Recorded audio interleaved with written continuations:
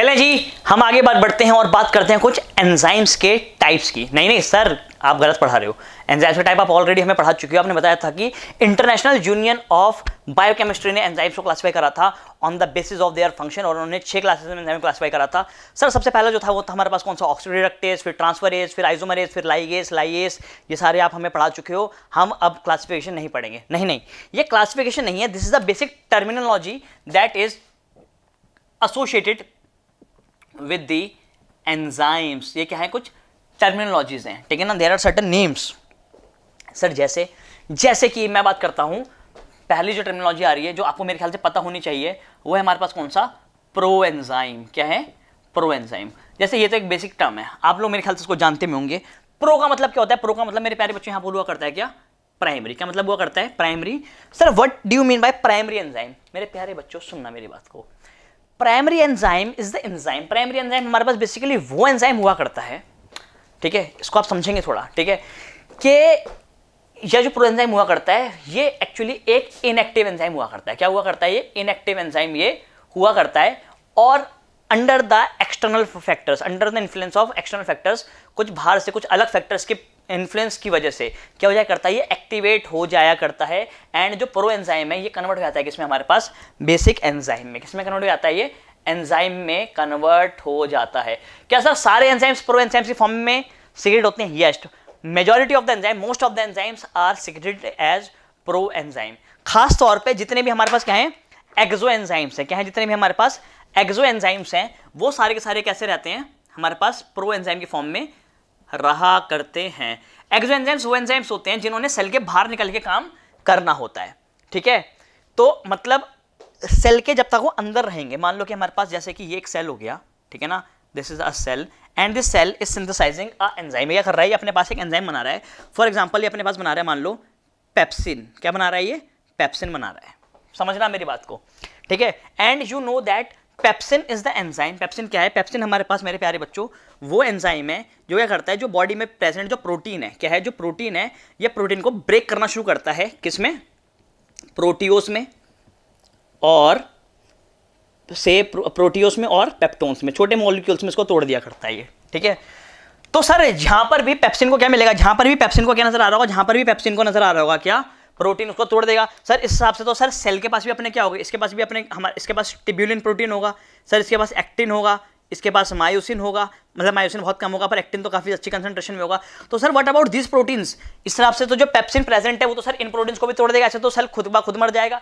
इसके अलावा ये जो सेल वॉल है, क्या है, ये जो सेल वॉल है, इस सेल वॉल में भी क्या है, इस सेल वॉल में भी क्या है, सॉरी सेल वॉल कह रहा हूं मैं, माफ करना, सेल वॉल नहीं, मतलब यहाँ पे जो हमारे पास सेल मेम्ब्रेन है, सर इसके पास भी तो प्रोटीन्स होते हैं। यू टोल्ड अस दैट कि इसके अंदर बेसिकली क्या हुआ करते हैं, यहाँ पर इंटीग्रेटेड प्रोटीन्स हुआ करते हैं, ऐसे प्रोटीन्स हुआ करते हैं जो धसे होते हैं, and that act as a trans channel, जो सेल को जो किसी भी चीज को सेल के अंदर लेकर आते हैं, सेल के बाहर लेकर जाते हैं। तो सर इस बेचारे प्रोटीन का क्या होगा, ये भी तो क्या कर जाएंगे, सेल में अपने प्रोटीन भी खत्म हो जाएंगे, क्या हो रहा होगा, ऐसा बड़ी नुकसान हो जाएगा। तो इससे बचने के लिए, इस समस्या से बचने के लिए जो सेल है उसने कहा कि भाई हम पेप्सिन नहीं बनाएंगे, हम पेप्सिन नहीं बनाएंगे, we will synthesise a pro hormone, a pro enzyme that is known as pepsinogen. क्या बनाएंगे, हम एक प्रो एंजाइम बनाएंगे, उसको बोल दिया कि उन्होंने पेप्सिनोजन, और बोल दिया कि पेप्सिनोजन क्या रहेगा, पेप्सिनोजन एसेंशियली इनएक्टिव फॉर्म में रहेगा। कैसे रहेगा, ये हमारे पास इनएक्टिव होगा, ये काम नहीं कर सकता, इसकी जो एक्टिविटी है, प्रोटीन को तोड़ने वाली एक्टिविटी इसकी नहीं है। तो फिर अब बात आई सर ये बनेगा कैसे, तो इसने कहा कि यार हम तो खुद तो उसको बना के कर देंगे, बाहर भेज देंगे, और जब ये स्टमक के अंदर जाएगा, उसकी कैविटी में जाएगा, तो वहां पर इसको क्या मिल जाएगा, वहां पर इसको मिल जाएगा क्या, HCl। क्या मिलेगा यहाँ पर, HCl मिलेगा, and under the influence of hydrochloric acid this will convert into pepsin and pepsin will cleave protein into proteose and peptones। समझ पा रहे हो? तो आपको मेरी बात समझ में आई कि प्रो एंजाइम बनाने का क्या कंसेप्ट था। प्रो एंजाइम बनाने का कंसेप्ट ये था सिक्योरिटी। क्या कंसेप्ट था, सिक्योरिटी थी कि भाई अगर हम क्या करेंगे, इनएक्टिव फॉर्म में नहीं बनाएंगे, एक्टिव फॉर्म बनाएंगे तो ये खुद ब खुद मारे जाएंगे। तो अपने बचाव के लिए, अपनी प्रोटेक्शन के लिए इन्होंने एंजाइम को एंजाइम ना बनाया, इन्होंने प्रो एंजाइम बनाया। क्या बनाया, प्रो एंजाइम बनाया, और बाहर बोल दिया कि बाहर यार जो HCl पड़ा हुआ है वो क्या करेगा, उसको एक्टिवेट कर देगा। ये सिर्फ यही नहीं, हमारे पास ट्रिप्सिन जो हमारे पास प्रोटीन डाइजेस्टिंग एंजाइम है, ठीक है ना, ये भी क्या होता है, ट्रिप्सिनोजन की फॉर्म में प्रेजेंट होता है, और इसको कन्वर्ट करता है कौन, इसको कन्वर्ट करता है कौन, एंटेरोकाइनेस। पढ़ा है आपने वाली चीज, पढ़ रखी है ना, हाँ या ना। Chymotrypsinogen, carboxypeptidase, they all are the examples of what, trypsinogen, ठीक है ना, chymotrypsinogen, they all are the example of what, pro enzymes. क्या है ये, प्रो एंजाइम्स है। अच्छा, आपके मन में सवाल आ रहा है सर HCl क्या नुकसान नहीं पहुंचाएगा? HCl इन सेल्स को नुकसान नहीं पहुंचाएगा, क्योंकि इसके ऊपर तो क्या लग रखी है, लेयरिंग हो रखी है। किसकी लेयरिंग हो रखी है?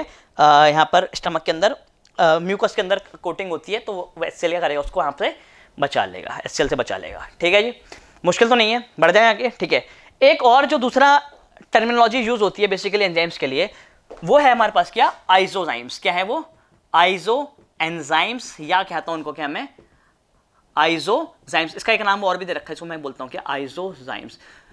ठीक है सर, इनका भी कोई और नाम तो नहीं है? नहीं, इनको भी एक नाम बोल दे रखा है प्रो एंजाइम्स को। ठीक है ना, इनको बोल रखा है क्या, सुन लेना आप, इनको बोलते हैं क्या हम, जाइमोजेंस। क्या बोलते हैं इनको हम, जाइमोजेंस। जाइम मतलब होता है एंजाइम, ठीक है ना, और जन मतलब कि जिस फॉर्म में एक एंजाइम प्रोड्यूस होता है, तो दे आर नोन एज जाइमोजेंस। ये मैं आपको इसलिए पढ़ा रहा हूं क्योंकि ना पेपर में मैच द फॉलोइंग के लिए आएगा, ठीक है ना, और इस तरह का मैं आपको टेस्ट में एक क्वेश्चन भी दूंगा। मतलब टेस्ट मतलब हम जो क्वेश्चन को करने वाले उसमें मैं आपको इस तरह का एक क्वेश्चन भी करवाऊंगा जरूर। ठीक है, आइसो का मतलब क्या होता है? आइसो का मतलब होता है सेम। क्या मतलब होता है, सेम। तो सर सेम एंजाइम क्या मतलब है सर इस वाली बात का? फॉर एग्जाम्पल मैं आपको बोलता हूं कि भाई क्या है, मान लो कि हमारे पास क्या है, स्टार्च है। क्या है हमारे पास, स्टार्च है, और हम स्टार्च को तोड़ रहे हैं किसमें, फॉर एग्जाम्पल हम स्टार्च को तोड़ रहे हैं माल्टोस में। किसमें तोड़ रहे हैं, माल्टोस में, और माल्टोस बाद में टूट जाएगा किसमें, ग्लूकोज में। So this is the reaction that we are carrying out. पक्की बात है, ठीक है। और अब मेरे ख्याल में मान लो कि इस पे एक एंजाइम काम कर रहा है, जिसको मैं बोल देता हूँ क्या, अल्फा अमाइलेज। क्या बोल देता हूँ जिसको मैं बोल देता हूँ हमारे पास अल्फा अमाइलेज। ठीक है, अब आप सुनते रहना मेरी बात को, ठीक है ना। तो हम बोलते हैं कि यार इस रिएक्शन को सिर्फ और सिर्फ ये एक पर्टिकुलर एंजाइम करवा रहा होगा, हाँ या ना। ये तो हम बोलते हैं कि एक one reaction is carried out by a particular type of enzyme, जहां पर इस केस में ये वाला टिपिकल एंजाइम कौन सा है हमारे पास, अमाइलेज है। कौन सा है, अमाइलेज है। ठीक है, अब सुने, ये अमाइलेज भले से एक एंजाइम है, ठीक है, बट ये जरूरी नहीं है कि सिर्फ और सिर्फ अमाइलेज ही यहाँ पे काम कर रहा होगा। अमाइलेज की अलग अलग फॉर्म्स होंगी जो यहाँ पर काम कर रही होंगी। मतलब ये यहाँ पे सिर्फ एक ही अमाइलेज काम नहीं कर रहा, यहाँ पर हमारे पास बहुत टाइप के क्या कर रहे हैं, अमाइलेज काम कर रहे हैं। Because we have 4 types of alpha amylase. ठीक है ना, हमारे पास 4 नहीं, एक्चुअली 16 टाइप के अल्फा अमाइलेज हुआ करते हैं। ठीक है, तो यहाँ पर हमारे पास मान लो कि अमाइलेज 1, अमाइलेज 2, अमाइलेज 3, अमाइलेज 4, ऐसे करते करते मेरे पास कितने अमाइलेज हैं टोटल, बेटे मेरे पास ऐसे करके टोटल 16 अमाइलेज हैं। So there are 16 enzymes. कितने एंजाइम्स हैं, 16 एंजाइम्स हैं जो इंडिविजुअली क्या किस पे काम कर रहे हैं, जो इंडिविजुअली काम कर रहे हैं किस पे, स्टार्च पे, और उसको ब्रेक करवा रहे हैं। ये मेरी बात समझ में आ रही है, पक्का है? तो हम जैसे बोल देते हैं कि यार स्टार्च माल्टोस में कन्वर्ट हो गया, हम ये बोल देते हैं, और हम ये बोल देते हैं कि ये वाला काम किसने करा होगा, करा है हमारे पास, ये वाला काम करा है किसने, अमाइलेज ने। किसने करा है, अमाइलेज ने। ठीक है, तो हम अमाइलेज को सोच लेते हैं अमाइलेज सिर्फ और सिर्फ एक एंजाइम है। नहीं, अमाइलेज दरअसल हमारे पास 16 एंजाइम है। जैसे मान लो कि मेरे पास ये स्टार्च के मॉलिक्यूल है, पहला स्टार्च, दूसरा स्टार्च, तीसरा, चौथा, पांचवा, छठा, सातवां, आठवां, ऐसे करके बहुत सारे मॉलिक्यूल्स हैं। तो इस मॉलिक्यूल पे मान लो कि हमारे पास ये वाला एंजाइम काम कर रहा है, ये वाला अमाइलेज, तो दूसरे पे ये वाला, तीसरे पे ये वाला, चौथे पे ये वाला, पांचवें पे ये वाला। तो ऐसे अलग अलग अमाइलेज क्या कर रहे हैं, अलग अलग इस पे काम कर रहे हैं। ठीक है, जैसे हम बोलते हैं सलाइवरी अमाइलेज फॉर एग्जाम्पल। ठीक है, कि सलाइवरी अमाइलेज क्या कर रहा है, हमारे पास स्टार्च को ब्रेक डाउन कर रहा है। तो जरूरी नहीं है कि वो सिर्फ और सिर्फ एक ही सलाइवरी अमाइलेज होगा। सलाइवरी अमाइलेज की बहुत सारे आइसोफॉर्म्स हो सकती हैं, and these isoforms of enzyme, these are the isoforms of enzymes. ये जो आपको मैंने बना के दिखाई है यहाँ पर, ये वाली, ये सब क्या हैं, आइसोफॉर्म्स हैं, and these isoforms are known as iso enzymes. क्या कहलाती हैं, कहलाई जाती है हमारे पास क्या, आइसो एंजाइम्स। समझ आ गई मेरी बात? अब तो कंफ्यूजन नहीं रहेगा। प्रो एंजाइम अलग है, आइसो एंजाइम अलग है। बढ़ जाएं, चलें आगे बढ़ते हैं मेरे प्यारे बच्चों, और आगे बात करते हैं इसको कि एलोस्टेरिक एंजाइम की। इसी बात करते हैं एलोस्टेरिक एंजाइम क्या, उसको आप ढंग से समझ लेना, क्योंकि इसके बाद में पढ़ाऊंगा आपको क्या, एलोस्टेरिक इनहिबिशन। ठीक है ना, जिसको हम एक नाम और से भी जानते हैं, that is known as feedback inhibition. वहां पर इसका बड़ा रोल आ रहा होगा, तो इस वाली चीज को हम यहाँ पर थोड़ा ढंग से समझ लेंगे। ठीक है ना, so what are allosteric enzyme, बोलो, सुना है कुछ एलोस्टेरिक एंजाइम्स के बारे में? चलो मैं यहाँ पे लिखता हूँ पहले।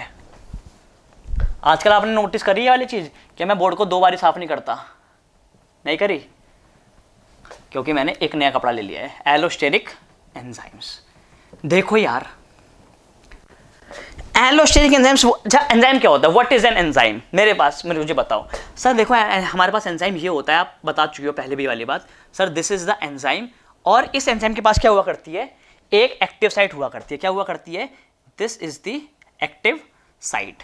Okay sir, yes, this is the active site for substrate, you know that. और यही वो साइट है जहां पर दरअसल कौन आके बाइंड करता है, इसी साइट पर बेसिकली हमारे पास जो सबस्ट्रेट होता है, कौन होता है, जो सबस्ट्रेट होता है, वही आके यहाँ पर क्या होता है, बाइंड किया करता है। तुम लोग जानते हो यहाँ पर आता है, यहाँ पे आके क्या कर जाता है, बाइंड कर जाता है। इसलिए मैं इसको सबस्ट्रेट बाइंडिंग साइट भी कहता हूँ। क्या भी कहता हूँ मैं इसको, सबस्ट्रेट बाइंडिंग साइट भी मैं इसको कह दिया करता हूँ। ठीक है, मुश्किल तो नहीं है। तो उसके बाद तो क्या है, सिर्फ और सिर्फ एक ही एक्टिव साइट है। तो this is the simple enzyme. क्या है, हमारे पास एक सिंपल एंजाइम है।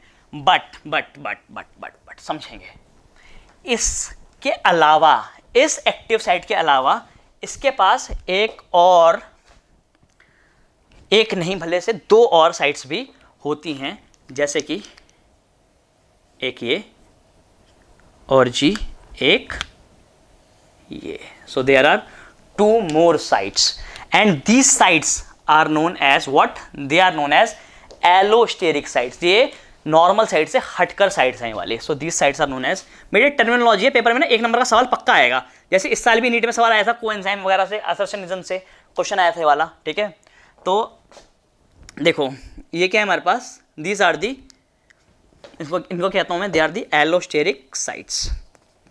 ठीक है, एलोस्टेरिक, शाबाश, गलत स्पेलिंग, एलोस्टेरिक साइट्स। ठीक है, they are different from the substrate binding site, मतलब यहाँ पर कभी भी सबस्ट्रेट बाइंड नहीं करेगा। ठीक है ना। और मेरे प्यारे बच्चों, ये दो टाइप की, कितने टाइप की हैं ये, दो टाइप की हैं। यहाँ पे कुछ और चीजें बाइंड कर रही होंगी। मतलब कि सर, मतलब कि यहाँ पर जो बाइंड करेगा, यहाँ पे बाइंड करेगा कौन, एक्टिवेटर। कौन बाइंड करेगा, activator. So this is the activator binding site. क्या है ये एक्टिवेटर बाइंडिंग साइट है, जिसकी शेप होगी कुछ हमारे पास ऐसी। This is the activator. Sir मतलब ये कि जो मैंने सुन लो, देखो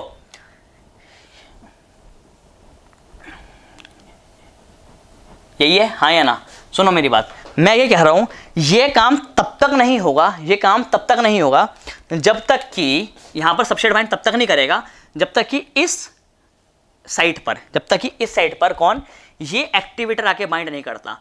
जब यहां पर एक्टिवेटर आके बाइंड करेगा, उसके बाद ही क्या होगा, उसके बाद ही ये जो एक्टिव साइट है ये एक्टिवेट होगी। क्या होगी, ये एक्टिवेट होगी। नाउ अब ये क्योंकि बाइंड कर चुका है, तो यहाँ से क्या होगा, यहाँ से एक स्टिमुलस जनरेट होगा, जिस वजह से क्या हो जाएगी, ये वाली जो साइट है क्या हो जाएगी हमारे पास, एक्टिवेट हो जाएगी। जब ये एक्टिवेट होगी, तब जो हमारा कौन है, सबस्ट्रेट, कौन है जो हमारा सबस्ट्रेट है, वो आएगा और फिर बाइंड ये करेगा। और तब जाके कहीं जाके क्या बन रहा होगा, तब जाके हमारे पास बन रहा होगा ये एंजाइम सबस्ट्रेट कॉम्प्लेक्स। तब जाके बनेगा क्या हमारे पास, ये एंजाइम सबस्ट्रेट कॉम्प्लेक्स। ये एक्टिवेटर जोड़ा हुआ है और ये मेरे पास बन गया है क्या, एंजाइम सबस्ट्रेट कॉम्प्लेक्स। ठीक है, तो मतलब ये काम बिना एंजाइम के नहीं हो सकता था। एंजाइम ने पहले क्या करी है, एंजाइम क्या, एक्टिवेटर ने पहले क्या करा है, इस एलोस्टेरिक साइट पे बाइंडिंग करी है। पक्का। और एक बात और आप बड़ा यहाँ पे ध्यान रखने वाले हैं जी, ये जो दूसरी साइट है, कौन सी है, ये हमारे पास दूसरी साइट है, यहाँ पर बेसिकली ये जो साइट है मेरे पास, this site is known as inhibitor binding site. क्या कहलाती है हमारे पास, ये इनहिबिटर बाइंडिंग साइट। ठीक है, और यहाँ ये तभी काम करेगी जब यहाँ पे आके कौन, ये जो हमारा इनहिबिटर है, ठीक है ना, ये बाइंड करेगा यहाँ पर। तो सर इसका काम क्या है, इसका काम करवाने का नहीं जी, इसका काम क्या है, काम रोकने का काम है। क्या काम है इसका काम है काम को रोकने का। मतलब अगर तो ये जो हमारे पास जैसे ये पड़ा हुआ है यहाँ पर, समझ लेना मेरी बात को, ये पड़ा हुआ है, ठीक है, और सबस्ट्रेट क्या है, मैं इसको बना भी देता हूँ। ठीक है, इसको मैं बनाता हूँ इस वाले कलर से मैचिंग के लिए। ठीक है, ओके जी। और यहाँ पर कौन है, यहाँ पे ना ऑलमोस्ट सबस्ट्रेट क्या है, सबस्ट्रेट रेडी है। वो कह रहा है भाई मैं आ रहा हूँ एंजाइम तेरे पास, मैं एक तरह से आके क्या करूँगा, बाइंड करूँगा। ये निकल पड़ा है वहाँ से बाइंड करने के लिए। ठीक है, सुनना, अगर तो यहाँ पर क्या हो गया, यहाँ पर इनहिबिटर आके जुड़ गया। क्या हो गया, यहाँ पर आके अगर इनहिबिटर ने आके यहाँ पे क्या कर दी, बॉन्डिंग कर दी, और इनहिबिटर यहाँ पे आके जुड़ गया, तो this binding of inhibitor will change the substrate binding site. Substrate binding site की जो शेप है, उसकी जो कन्फॉर्मेशन है, ये उसको चेंज कर देगा, या ये उन ग्रुप को चेंज कर देगा। ये उस ग्रुप से रिएक्ट कर जाएगा जो ग्रुप बेसिकली सबस्ट्रेट से बाइंड किया करते थे। सर मतलब कि प्रोसेस कुछ अब ऐसा चलेगा इस इनहिबिटर के बाइंड करने के बाद, देखते रहना आप। हमारे पास ये ऐसे है, ठीक है ना, और ये यहाँ पर क्या हो चुका है, यहाँ पे ये इसकी इनहिबिटर की बाइंडिंग हो चुकी है, दिस इज द इनहिबिटर, और इसकी शेप कैसी होनी चाहिए थी, ऐसी होनी चाहिए थी ना जिससे कि यहाँ पे बाइंड करता। Now its shape will change, उसकी शेप क्या हो जाएगी, उसकी शेप चेंज हो जाएगी या उसके ग्रुप चेंज हो जाएंगे। अगर मान लो यहाँ पे बाइंड करने की कोशिश भी करता है कौन, सबस्ट्रेट, तो ये सबस्ट्रेट बाइंड कर ही नहीं पाएगा क्योंकि यहाँ पे कोई बॉन्ड बनेंगे ही नहीं। यहाँ पर तो प्रॉपर ये बॉन्ड बनते थे ना, जिस वजह से क्या होती थी, बॉन्डिंग होती थी। So there will be no enzyme substrate complex, so there will be no enzymatic activity. तो सुन लेना, जो ये हमारे पास इनहिबिटर बाइंडिंग साइट है, एलोस्टेरिक साइट है, ठीक है ना, अगर यहाँ पे इनहिबिटर की बाइंडिंग होती है, so this inhibits the enzyme activity. बेटे एंजाइम एक्टिविटी को क्या कर देता है, खत्म कर देता है। मुश्किल तो नहीं है, अरे हाँ या ना, पक्का। तो सर हमने कितनी टर्म्स पढ़ ली है यहाँ पर, बेटे हमने ना एंजाइम से रिलेटेड काफ़ी सारी टर्म्स पढ़ ली है, ठीक है ना। मैं आपको ये वाली चीज़ फटाफट एक बार रिवाइज करवा देता हूँ क्योंकि मुझे लगता है कि पेपर में यहाँ से सवाल पूछा जा सकता है। सर कैसे, देखो यार, सबसे पहले जो मेरे पास आ रहा है, सबसे पहले जो मेरे पास एंजाइम आ रहा है, ठीक है ना, वो आ रहे हैं मेरे पास कौन से, एक्सो एंजाइम्स। कौन से आ रहे हैं मेरे पास, एक्सो एंजाइम्स। कुछ आ रहे हैं मेरे पास कौन से, एंडो एंजाइम्स। फिर आए थे मेरे पास कौन से, को एंजाइम्स। कौन से आए थे मेरे पास, पूरा लिखता हूं मैं इसको, को एंजाइम। को एंजाइम के बाद कौन से आए मेरे पास, जैसे आइसो एंजाइम।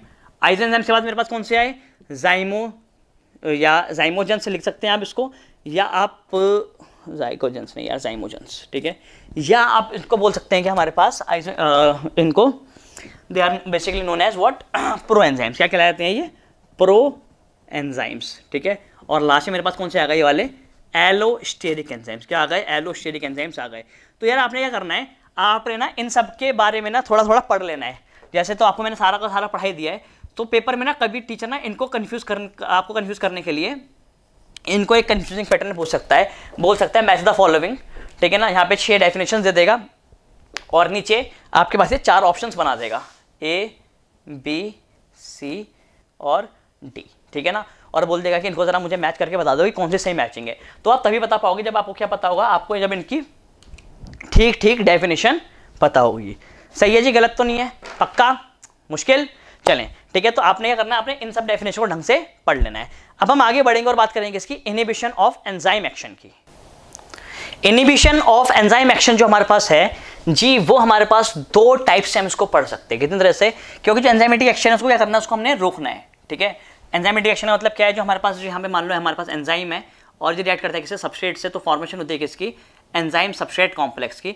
और एंजाइम सबस्ट्रेट कॉम्प्लेक्स की जो फॉर्मेशन है, ये फॉर्मेशन यही प्रूव करती है कि भाई एक्चुअली क्या है, जो एंजाइम है वो रिएक्ट कर रहा है किसके साथ, सबस्ट्रेट के साथ वो रिएक्ट कर रहा है, ठीक है। और इनहिबिट करना मतलब हम ये चाहते हैं कि भाई एंजाइम सबस्ट्रेट के साथ रिएक्ट ना करे, there is no chemical reaction, कि कोई यहाँ पे रिएक्शन ना हो। तो ये जो रोकने का तरीका है इसको कहता हूँ मैं इनहिबिशन। और ये जो इनहिबिशन है 2 टाइप की हो सकती है। कितने टाइप की हो सकती है हमारे पास, ये 2 तरह से हम इसको क्या कर सकते हैं, क्लासीफाई कर सकते हैं। पहली जो क्लासिफिकेशन है हमारे पास वो कौन सी है, वो है रिवर्सिबल एंड इरिवर्सिबल। मतलब कि इरिवर्सिबल मतलब कि हमने क्या करा, हमने इसको क्लासीफाई करा एंजाइम को किसमें, रिवर्सिबल और इरिवर्सिबल इनहिबिशन में। ये एक तरह की क्लासिफिकेशन है, ठीक है। दूसरा जो है मेरे पास, और जो पेपर के लिए एक्चुअली इंपॉर्टेंट भी है जी, वो है मेरे पास कौन सा, उसको मैं पढ़ता हूँ कहाँ पर, हमारे पास कॉम्पिटिटिव इनहिबिशन। हमारे पास एक आता है कॉम्पिटिटिव इनहिबिशन जो इंपॉर्टेंट है, जो हमारे पास एनसीईआरटी में भी दे रखा है और उसको हम थोड़ा सा पढ़ेंगे डिटेल में। और दूसरा रखा है मेरे पास कौन सा, नॉन कॉम्पिटिटिव इनहिबिशन, ठीक है। कॉम्पिटिटिव इनहिबिशन हमारे पास कैसा हुआ करता है, रिवर्सिबल टाइप का हुआ करता है, जबकि नॉन कॉम्पिटिटिव इनहिबिशन रिवर्सिबल और इरिवर्सिबल किसी भी टाइप का हो सकता है। पक्की बात है, अरे बढ़ जाएं आगे। तो सर सबसे पहले पढ़ना कहां से शुरू करते हैं, सर सबसे पहले पढ़ना शुरू करते हैं कहां से, रिवर्सिबल और irreversible nature of inhibition of enzyme action.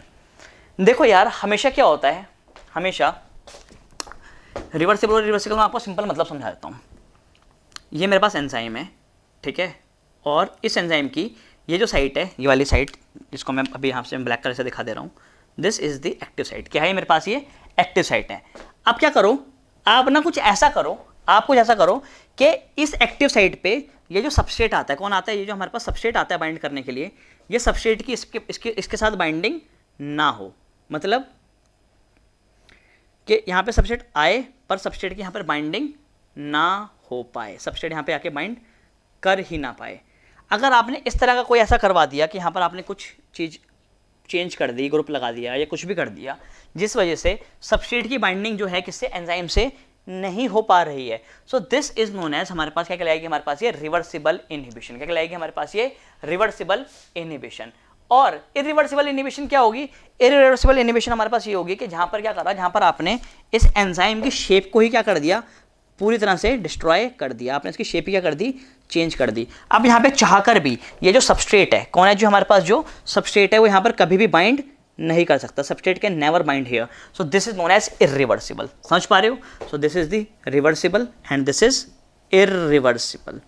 ऐसे कैसे हो सकता है, मतलब कि हम इरिवर्सिबल जो इनहिबिशन है कैसे कर सकते हैं बेटे, इसको करने के हमारे पास बहुत सारे तरीके हैं। सबसे पहला जो हमारे पास इरिवर्सिबल में अगर मैं आपको बताऊं तो जो पहला आता है वो आता है कि मेरे पास डीनेचरेशन। क्या आता है मेरे पास, डीनेचरेशन ऑफ एंजाइम। आप एंजाइम को क्या कर दो, आप एंजाइम को डीनेचर कर दो। सर हम एंजाइम को डीनेचर कैसे कर सकते हैं बेटे, बहुत सारे तरीके हैं।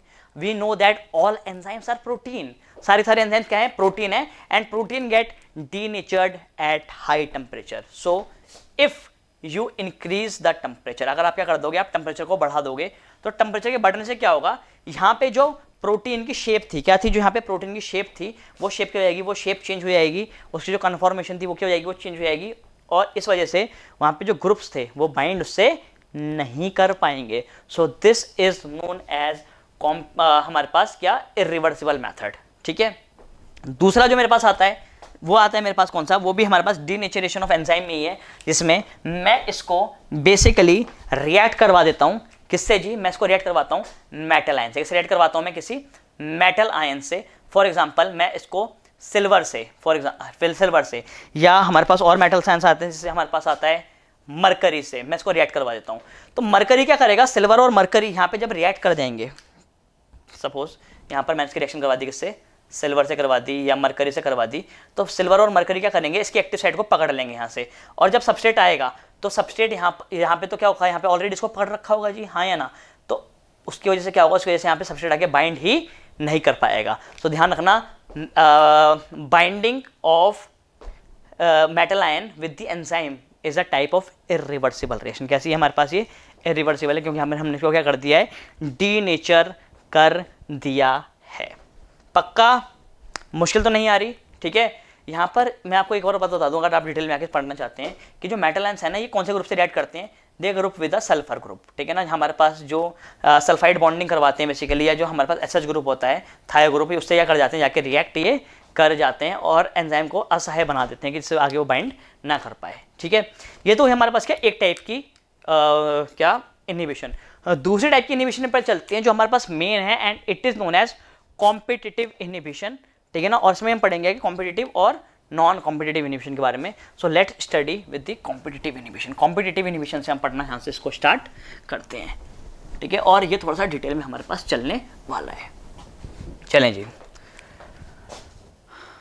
तो यहाँ पर आ गया मेरे पास कौन सा, कॉम्पिटिटिव इनहिबिशन। अब देखो इसमें क्या है, ये थोड़ी सी ना बढ़िया चीज़ है। यहाँ पर मान लो, चलो मैं अब एंजाइम की शेप में कुछ अलग बनाऊंगा, ठीक है। फॉर एग्जांपल सपोज ज़्यादा अलग नहीं बनाई, ऐसे बना देता हूँ, ठीक है ना। ये मेरे पास क्या है, मेरे पास एक एंजाइम है, क्या है मेरे पास, एक एंजाइम है, ठीक है ना।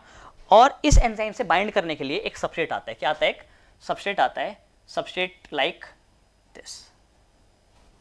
ये एक सबस्ट्रेट है and this is the main substrate. और जो आता है और जो आगे क्या करता है, यहाँ पर आके इससे बाइंड करता है, और बाइंड करने के बाद क्या होता है, यहाँ पर एंजाइम सबस्ट्रेट कॉम्प्लेक्स की क्या होती है, फॉर्मेशन हो जाती है, लाइक दिस, ठीक है। यहाँ पे क्या बन गया मेरे पास, ये एंजाइम सबस्ट्रेट कॉम्प्लेक्स ये बन गया। और एंजाइम सबस्ट्रेट कॉम्प्लेक्स का बनना यहाँ पे शो करता है कि भाई रिएक्शन हो रही है। ये काम एक्चुअली ऐसा होता होगा, हाँ या ना। पर यहाँ पर क्या करा, यहाँ पर मैंने इस सबस्ट्रेट से मिलता जुलता ऑलमोस्ट हूबहू एक और केमिकल डाल दिया। क्या डाल दिया, यहाँ पे मैंने एक और केमिकल यहाँ पे डाल दिया, कुछ ऐसा, ठीक है ना। जिसकी ये जो रिएक्टिंग साइट है वो ये वाली साइट है, ठीक है ना। ये मेरे पास कोई और केमिकल है, क्या है, ये कोई और केमिकल है। अब क्योंकि ये जो केमिकल है ये आके भी क्या कर सकता है, यहाँ पे आके ऐसे करके बाइंड कर सकता है इसके साथ, हाँ या ना। तो जी जब ये बाइंड करेगा तो उन कंडीशंस, वो कंडीशन क्या आ रही होगी, वो कंडीशन हमारे पास कुछ वो शायद हमारे पास कुछ चीज ऐसे आ रही होगी, समझ पा रहे हो। तो ये हो गया हमारे पास एंजाइम केमिकल कॉम्प्लेक्स। तो एक टाइम पर एक एंजाइम तो या तो सबस्ट्रेट से रिएक्ट कर सकता है, केमिकल से रिएक्ट कर सकता है। यहां पर मैंने केमिकल डाल दिया और केमिकल के डलने की वजह से क्या होगा, ये एंजाइम सबस्ट्रेट से रिएक्ट नहीं कर पाएगा, सिर्फ और सिर्फ रिएक्ट करेगा, केमिकल से रिएक्ट करेगा। और केमिकल क्या कर रहा है, केमिकल के साथ कॉम्पीट कर रहा है। इससे पहले कि सबस्ट्रेट जाके एक्टिव साइड पे बाइंड कर पाता, केमिकल ने पहुंच के उससे क्या कर लिया, बाइंडिंग कर ली है और यहाँ पे कॉम्पिटिशन हो रहा है और उसने इस एंजाइमेटिक एक्टिविटी को खत्म कर दिया। क्योंकि एंजाइमेटिक एक्टिविटी तब होती है ना कि जब एंजाइम सबस्ट्रेट से बाइंड करता और एंजाइम सबस्ट्रेट कॉम्प्लेक्स की फॉर्मेशन होती। पर यहाँ तो एंजाइम सबस्ट्रेट कॉम्प्लेक्स की फॉर्मेशन हो ही नहीं रही है, यहाँ तो फॉर्मेशन हो रही है किसकी, एंजाइम केमिकल। आप इसको केमिकल बोल सकते हो, आप इसको इनहिबिटर बोल सकते हो, मैं इसको इनहिबिटर बोलता हूँ, वो सही रहेगा। यहाँ पे मैंने एक इनहिबिटर डाला, ठीक है ना। इनहिबिटर की शेप क्या कर रही है, मैच कर रही है किससे, हमारे पास एंजाइम से। तो यहाँ पे बन गया कि हमारे पास एंजाइम इनहिबिटर कॉम्प्लेक्स, और एंजाइम इनहिबिटर कॉम्प्लेक्स बनेगा तो रिएक्शन आगे नहीं बढ़ेगी, ठीक है। So this is known as competitive inhibition. क्या कहलाती है, ये कहलाता है हमारे पास कॉम्पिटिटिव इनहिबिशन। और मैं आपको इसका बढ़िया एग्जांपल देकर समझाता हूँ, आप इसको समझेंगे।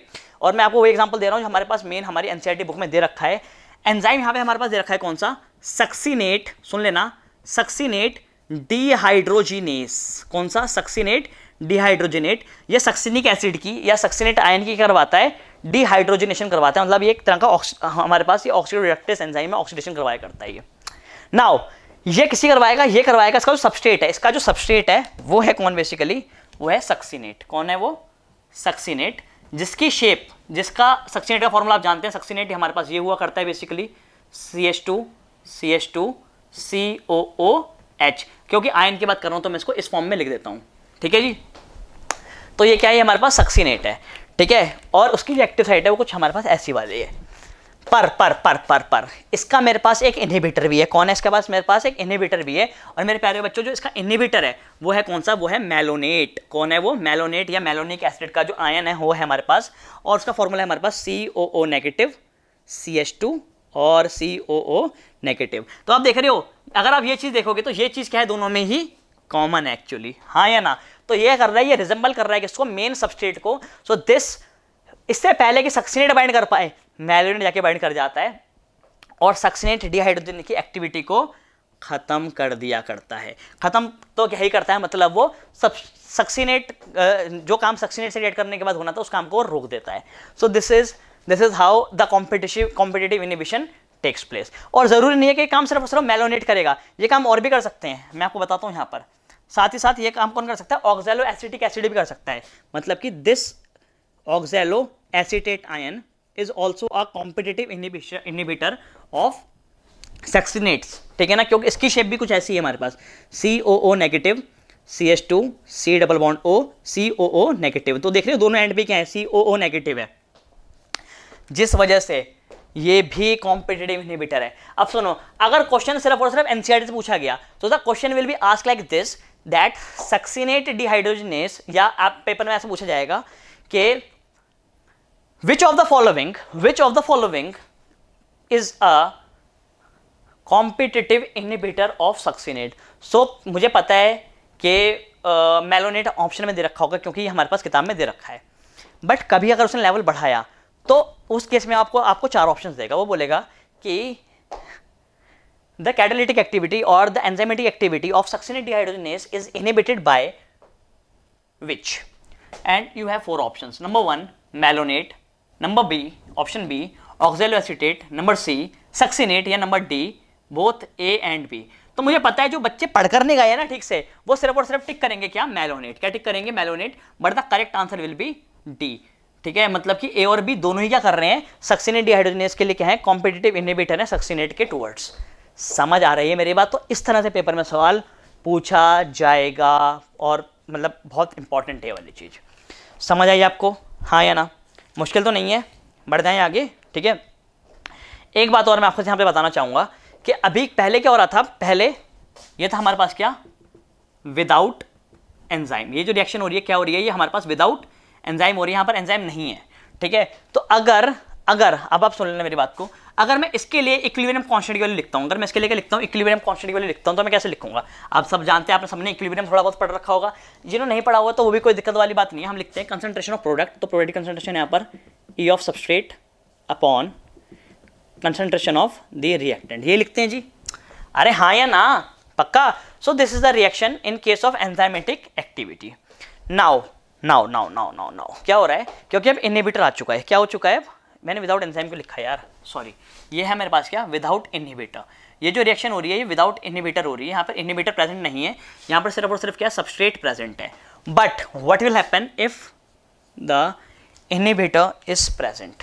ठीक है ना, मतलब यहाँ पे लिख देता हूँ इन द, सुन लेना, पेपर में सवाल पूछा सकता है in the presence of inhibitor. और ये सवाल तो पूछा जाएगा जब पेपर में ना टीचर लेवल बहुत ज़्यादा ऊपर उठा लेगा। In that case the enzyme will not react with the substrate, it will react with the inhibitor and it will result in the formation of enzyme inhibitor complex. Are you getting? पक्का? तो उस conditions में क्या हो रहा होगा? उन conditions में अगर मैं के की वैल्यू लिखूंगा, किसी वैल्यू लिखूंगा, मैं के की वैल्यू लिखूंगा मेरे प्यारे बच्चों, तो वो क्या रही होगी? वो आ रही होगी हमारे पास एंजाइम इनहिबिटर कॉम्प्लेक्स की concentration upon the concentration of enzyme multiply by the concentration of the inhibitor. And यहाँ पे जो के आएगा उसको लिखता हूँ क्या मैं? के आई। क्या लिखता हूँ मैं उसको? के आई। Now you have to listen this. अब आपको ये चीज़ थोड़ी समझनी पड़ेगी। तो यहाँ पर जो इक्विलिब्रियम कांस्टेंट की जो वैल्यू आ रही है, ठीक है ना, वो हाई कब होगी? वो हाई तब होगी जब बेसिकली ये जो वैल्यू है हमारे पास किसकी? एंजाइम इनहिबिटर कॉम्प्लेक्स की क्या आएगी? ज़्यादा आएगी। और इसकी वैल्यू ज़्यादा कब आएगी? इसकी वैल्यू ज़्यादा तब आएगी जब इनहिबिटर कंसंट्रेशन क्या होगी? ज़्यादा होगी, क्योंकि एंजाइम तो है ही प्रेजेंट।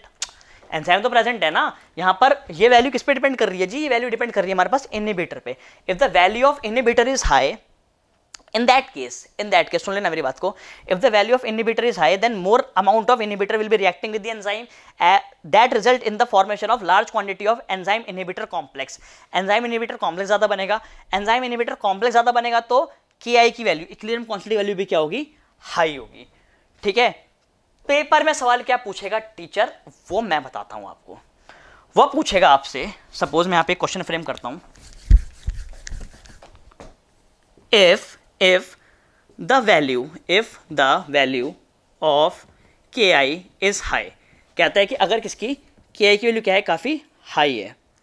तो क्या मतलब क्या है इस वाली बात का? ठीक है, तो आपको ऑप्शंस देगा, ठीक है ना, और ऑप्शंस में आपको वो दे सकता है कुछ कुछ अलग अलग चीज़ें।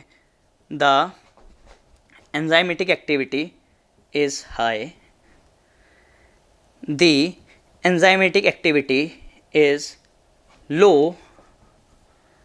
the enzymatic activity is same, या D none of the above। लगाओ दिमाग, लगाओ दिमाग, लगाओ। क्या बोला गया है यहाँ पर? यहाँ पे पेपर में सवाल पूछेगा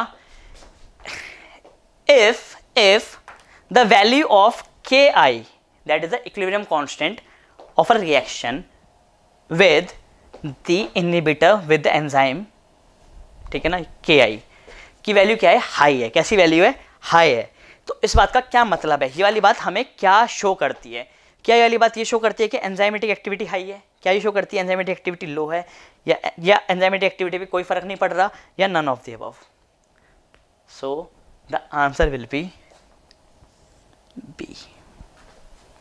सर ये कैसे कह दिया आपने कि एंजाइमेटिक एक्टिविटी लो होगी?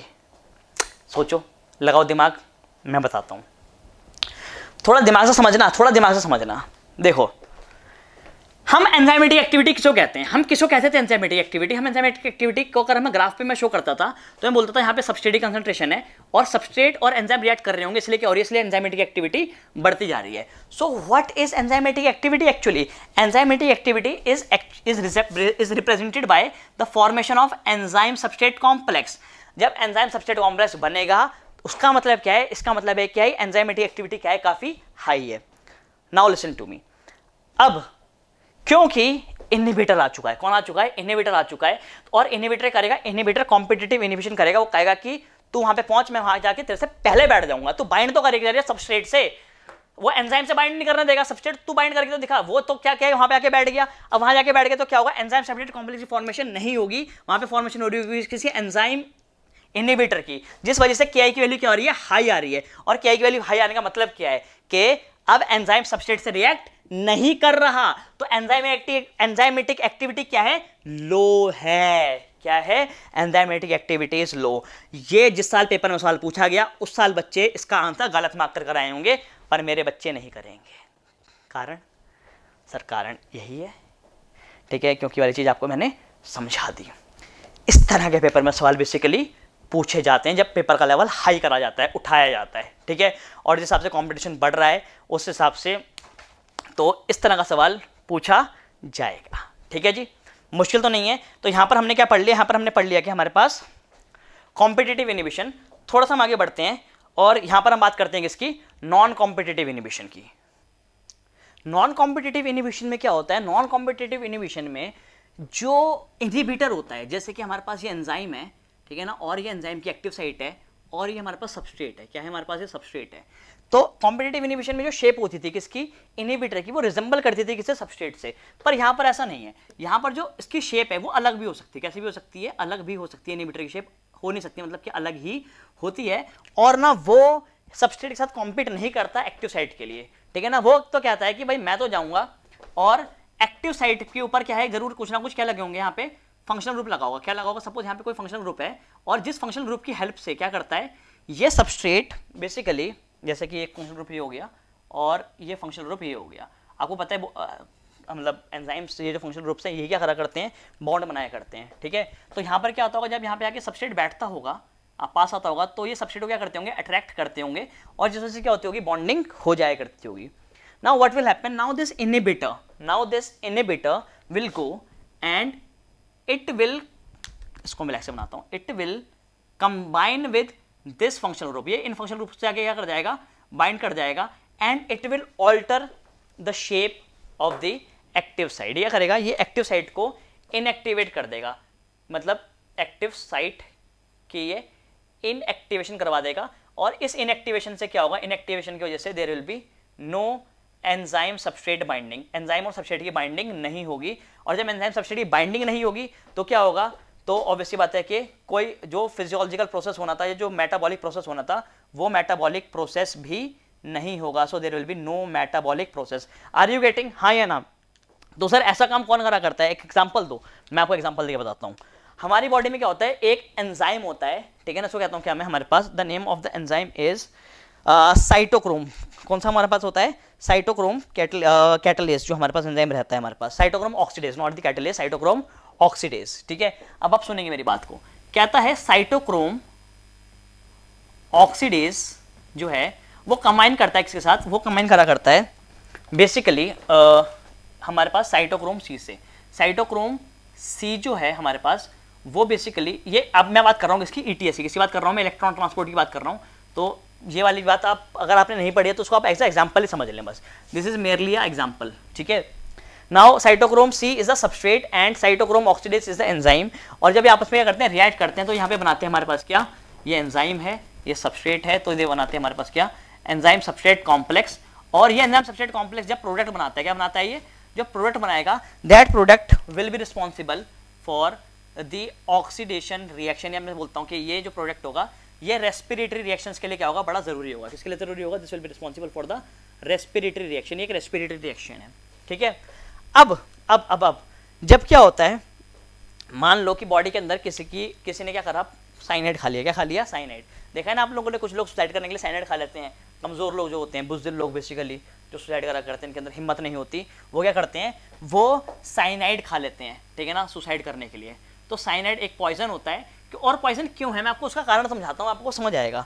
बेसिकली क्या होता है, जो साइनाइड है, साइनाइड जाता है और वो इस एंजाइम के, साइटोक्रोम ऑक्सीडेज के मेटल आयन से, क्योंकि साइटोक्रोम ऑक्सीडेज जो है हमारे पास, मैं आपको मैंने बताई थी वाली चीज़ पहले भी, इसके पास क्या हुआ करता है, हीम हुआ करता है। और हीम के पास क्या हुआ करते हैं, अपने आयरन के एटम्स या और बाकी मेटल आयन्स के हुआ करते हैं। तो दिस बेसिकली जो साइनाइड है, this cyanide binds with the metal ion. ये क्या करता है, इन मेटल आयन से बाइंड कर जाता है, और बाइंड करने के बाद क्या करता है, इसको ये रोक लेता है। अब क्योंकि ये बाइंड कर गया यहाँ पर एक्टिव साइड से, ठीक है, तो उस कंडीशन में क्या होगा, उन कंडीशंस पे there will be no enzyme substrate complex. कोई एंजाइम सबस्ट्रेट कॉम्प्लेक्स नहीं बनेगा। तो एंजाइम सबस्ट्रेट कॉम्प्लेक्स नहीं बनेगा तो ऑब्वियसली बात है कि क्या होगा, नो प्रोडक्ट। तो कोई प्रोडक्ट भी नहीं बन रहा होगा। और जब कोई प्रोडक्ट नहीं बनेगा, so there will be no respiratory reaction. तो मेरे प्यारे बच्चों, वहाँ पर कोई रेस्पिरेटरी रिएक्शंस भी नहीं होगी and this will leads to that, क्योंकि रेस्पिरेशन बॉडी में होना क्या है, बड़ा ज़रूरी है, भले से वो सेलुलर रेस्पिरेशन हो या किसी भी तरह का रेस्पिरेशन हो। समझ पा रहे हो? और ये जो काम था ये सेलुलर रेस्पिरेशन में इलेक्ट्रॉन ट्रांसपोर्ट में क्या करता, ये काम बेसिकली हुआ करता है, ठीक है। पर क्योंकि यहाँ पे साइनाइड आ जाएगा तो cyanide will bind with the cytochrome oxidase, although there is a no resemblance in the shape of cytochrome and cyanide. Cytochrome और साइनाइड की शेप बिल्कुल अलग है, ये अलग है, ये अलग है, पर उसके बावजूद भी साइनाइड क्या कर रहा है, साइटोक्रोम से बाइंड कर रहा है और उसको विवश कर दे रहा है कि भाई साइटोक्रोम से बाइंड ना करे। बाइंड नहीं करेगा तो कोई एंजाइम सब्सट्रेट कॉम्प्लेक्स नहीं बनेगा, तो कोई प्रोडक्ट भी नहीं बनेगा, तो कोई प्रोडक्ट नहीं बनेगा तो there will be no respiratory reaction and that will lead to death. तो दैट्स व्हाई ये जो हमारे पास साइनाइड है ये क्या है, एक पॉइजन है। क्या है, ये एक तरह का पॉइजन है। तो कैसे कैसे रिएक्ट कर रहा है, वो नॉन कॉम्पिटिटिव इनिबिशन करवा रहा है। पहली बात तो ये। दूसरी बात बड़ी इंपॉर्टेंट ये आ रही है, हमारे पास एक और अगर मैं एग्जांपल दूं तो ये तो हमारे पास एक एग्जांपल आ गया नॉन कॉम्पिटिटिव इनिबिशन का। दूसरा एग्जांपल मैं दूं तो आपने सुना होगा हमारे पास नर्व गैस आती है, ठीक है ना, ये एक बायो वेपन होता है, ठीक है ना। इसका जो नाम है, इसका नाम बेसिकली अगर मैं आपको बताऊं तो इट इज़ दी DFP। क्या है हमारे पास, ये DFP एक गैस है, ठीक है, जिसका हमारे पास जो साइंटिफिक नेम है, ठीक है ना, वो है हमारे पास क्या, डाई आइसोप्रोपाइल फ्लोरोफॉस्फेट। क्या नाम है, डाई आइसोप्रोपाइल फ्लोरोफॉस्फेट। तो ये भी क्या करा करती है, ये भी कॉम्पिटिटिव नॉन कॉम्पिटिटिव इनिबिशन करती है और ये बहुत सारे एंजाइम से नॉन कॉम्पिटिटिव इनिबिशन करा करती है। बेसिकली हमारी बॉडी में जो एंजाइम होता है, कौन सा, एसिटाइल कोलिन स्टीयरेज, ये उसको क्या कर देती है, डीएक्टिवेट कर देती है। साथ ही साथ ये ट्रिप्सिन, काइमोट्रिप्सिन और इतने सारे जो एंजाइम्स हैं, इन सबको क्या करा करती है, ये इनएक्टिवेट कर देती है।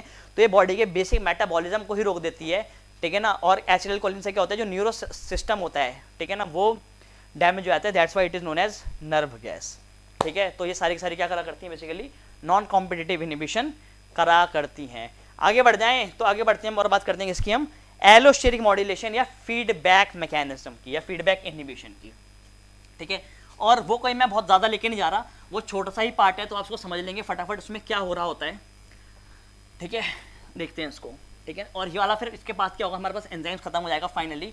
और एंजाइम यार हमारे पास बहुत बड़ा टॉपिक था, लेकिन उसको करने में काफ़ी टाइम लग गया हमें। खैर कोई बात नहीं, करा तो हमने बहुत अच्छे से करा है एंजाइम्स, ठीक है। इसके बाहर से कभी क्वेश्चन नहीं आएगा, ये वाली बात आप भी पढ़कर अभी तक समझ चुके होंगे, ठीक है ना। इसको कहता हूँ क्या मैं, एलोस्टेरिक इनहिबिशन या एलोस्टेरिक मॉड्यूलेशन, ठीक है, या फीडबैक मैकेनिज्म। क्या कहता हूँ मैं इसको मैं फीडबैक इनहिबिशन भी कहता हूँ। ये वो एक तरह की ऐसी इनहिबिशन है जिसको बेसिकली कौन शो कर रहे होते हैं, इसको बेसिकली शो करते हैं हमारे पास कौन, जो एलोस्टेरिक एंजाइम्स होते हैं। कौन होते हैं, जो हमारे पास एलोस्टेरिक एंजाइम्स रहते हैं। मतलब अभी आपको मैंने पढ़ाई थी वाली बात, ठीक है, कि एलोस्टेरिक एंजाइम्स वो एंजाइम्स हुआ करते हैं जिनके पास एक्टिव साइट तो होती है, that have their active site, पर उसके अलावा इनके पास एक और एडिशनल साइट भी होती है जहाँ पर कोई एक मॉड्यूलेटर क्या कर सकता है, बाइंड कर सकता है। अब वो डिपेंड करेगा कि ये मॉड्यूलेटर क्या है भैया, क्या ये एक्टिवेटर है, ठीक है, या ये इनहिबिटर है। क्योंकि हम इनहिबिशन पढ़ रहे हैं तो हम इनहिबिटर इसको मान लेते हैं। क्या मान लेते हैं हम इसको, इनहिबिटर मान के ही हम पढ़ेंगे इसको, ठीक है। तो क्या करेगा, जैसे कि ये सबस्ट्रेट है, कौन है, ये हमारे पास सबस्ट्रेट है और इसके ऊपर ये बाइंड करने के लिए आ रहा है, ठीक है। अब आप सुनना मेरी बात को, जब इसके ऊपर बाइंड करने के लिए आएगा तो ये बना लेगा कि हमारे पास there will be a formation of again the enzyme substrate complex. मैं कोई नई चीज़ नहीं पढ़ा रहा, वही चीज़ दोबारा से बता दे रहा हूँ। This is enzyme, this is substrate. और एंजाइम सबस्ट्रेट कॉम्प्लेक्स का मतलब क्या है कि भाई अल्टीमेटली क्या होगा, ultimately it will give rise to the product, और प्रोडक्ट यहाँ पे बन जाएगा। जैसे कि सुनते रहना, बड़ी इंपॉर्टेंट बात बता रहा हूँ। देखो, आपने ग्लाइकोलाइसिस की पहली रिएक्शन पढ़ी है, what is the first step in the glycolysis. Glycolysis जो है दो फेज में होती है हमारे पास, एक पेइंग फेज होता है, एक पे ऑफ फेज होता है, ठीक है। चलो देखते हैं, हमारे पास एक रिएक्शन होती है जिसमें कि ग्लूकोज कन्वर्ट होता है किसमें, ग्लूकोज 6-फॉस्फेट में। Are you getting? अरे होती है नहीं होती वाली रिएक्शन, हेक्सोकाइनेस करवाता है इस वाली रिएक्शन को, नहीं करवाता, सर जी करवाता है, पक्की बात है। So this reaction is catalysed by a enzyme known as hexokinase. पक्का? मुश्किल तो नहीं है, ठीक है।